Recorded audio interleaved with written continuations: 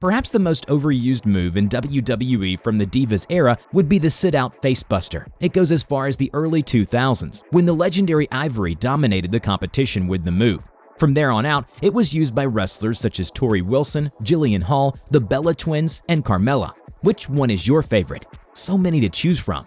Always working. That's me. Shoulder first. Nikki takes advantage. It's odd that many wrestling viewers believe that the Stratosphere was actually created by Trish Stratus, and the move is almost synonymous with the legend. And while it was most certainly popularized by Stratus, it was first actually used by Alundra Blaze, otherwise known as Medusa.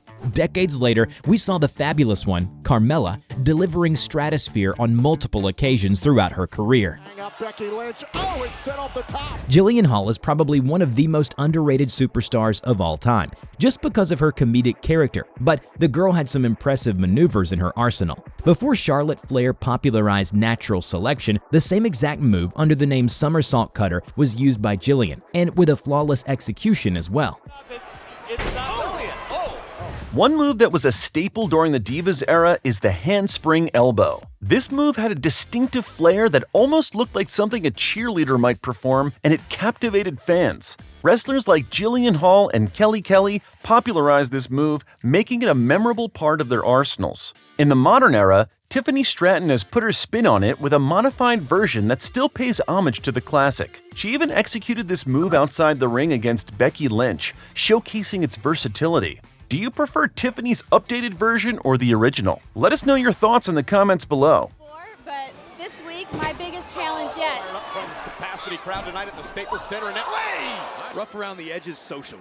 A little abrasive. It's fine to say, but when you... Jade Cargill, a rising star with impressive dominance and prowess, utilizes the finisher Jaded, which requires remarkable core strength and slams her opponent face first onto the mat. Longtime wrestling fans will recognize this move as Beth Phoenix's Glam Slam. The Glam Slam was a powerful finisher that helped establish Phoenix's dominance in the women's division. I think I speak for everyone when I say we'd love to see a match between these two athletes showcasing their incredible skills. Amazon Slam coming! Thanks for coming! This viewer commented, "Give Miss Flawless Layla her flowers" on our previous video, and listen, we're always down to praise this legendary queen, so we're going to do it once again right now. Upon returning to action in 2012, Layla used the LOL, or Lots of Layla, on several occasions. This move was essentially a crossbody, unlike Liv Morgan's version, which was modified into a missile dropkick. Both moves are quite similar, yet distinct in their execution. One thing is certain, Layla's impact in the ring remains significant and memorable. Last week telling us that she denies any wrongdoing. Here's the cover. We're gonna have to call it ourselves as Liv Morgan right now taking over against Queen Zelina dropkick. The Stinkface is one of the WWE's most memorable and humorous moves. It was first popularized by Hall of Famer Rikishi, who shocked opponents by rubbing his bottom in their faces. This move became iconic for its sheer audacity and comedic effect. Interestingly, divas like Tori Wilson and Kelly Kelly later revived the Stinkface during their infamous gimmick matches. In recent years, Nia Jax has frequently used it, and Rhea Ripley has also incorporated it into her repertoire, mainly as a playful jab at Jax. If you need a visual example to quickly prove how unserious WWE is, any segment featuring the Stinkface is sure to deliver.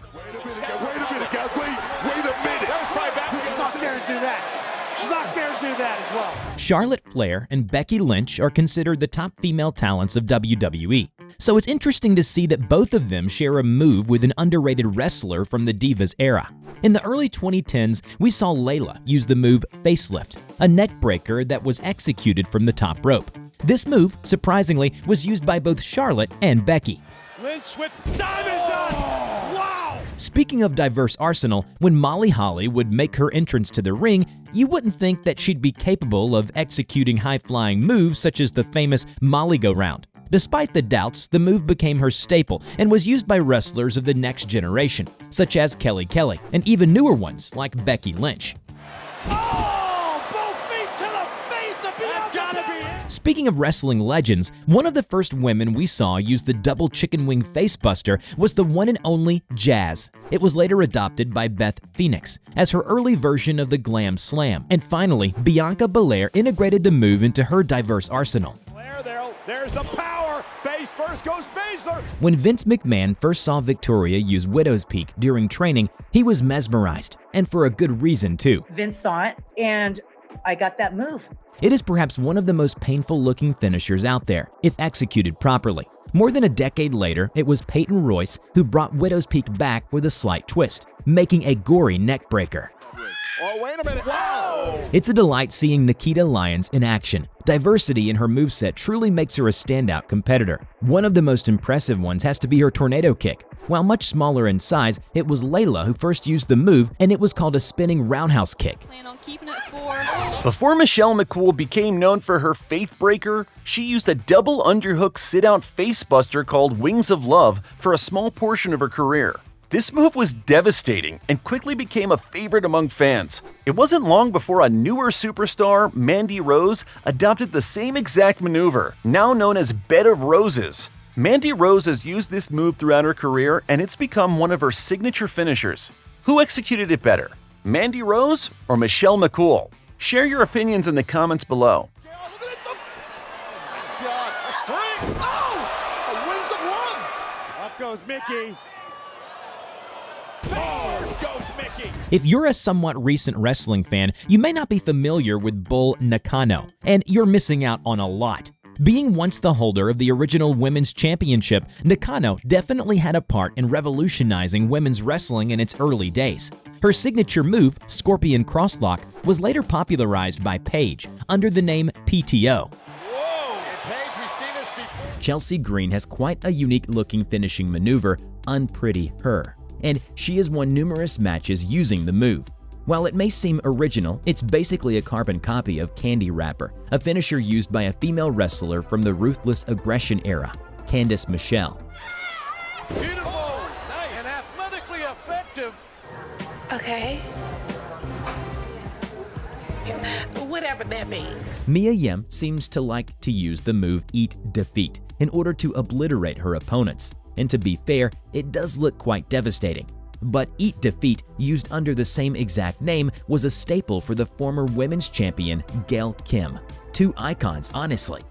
Look at that! Innovative offense. Eve Torres and Nia Jax are two very different types of wrestlers. One relies on various jiu-jitsu techniques, while the other is more of a powerhouse. Despite all of this, they seem to share the same move. During the height of her career, Eve used the flipping senton quite heavily. Years later, Nia Jax brought the move back, and we can't help but compare the two. Again, this is a major opportunity. Oh, goodness! Melina truly shaped the Divas era, back when female wrestlers were greatly underappreciated. So it's no wonder that a bunch of current wrestlers paid homage to the former women's champion. We all know Sasha Banks' move, Rope Hung Meteora Attack. But did you know that Melina was the first one to popularize it under the name Double Knee Strike? So the question arises, who did it better? First ever Diva to be women's champion and Divas champion. And that was our list. Which one was your favorite entry? Comment below.